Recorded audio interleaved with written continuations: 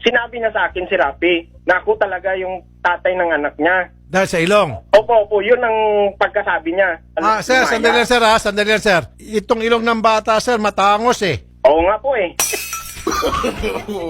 Yung ilong ko pagkatangos, dito sa palapad, eh. Bakit sabihin niya yung si Rapi? Yun ang inaano ko kasi babae yung anak ko, eh. Hindi, sir, kasi sir, yung ilong ng itong bata, pag ganun, sir, oh, yung patulis, mula sa taas, pababa, tapos matulis. Yung sa inyo, sir, ano sa palagay niyo, sir, sa inyo, sir? Kabilaan po yung sa akin, eh.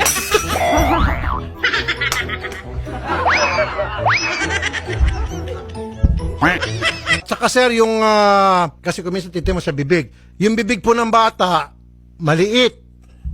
Maliit po. Opo.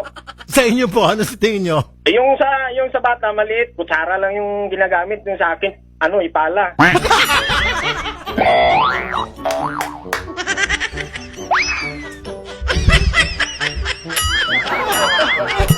Ayoko. Bakit niya sinasabi yung sa akin, Rapi? Yun ang inaano ko. Sabi ko malayo man yung itsura ng bata.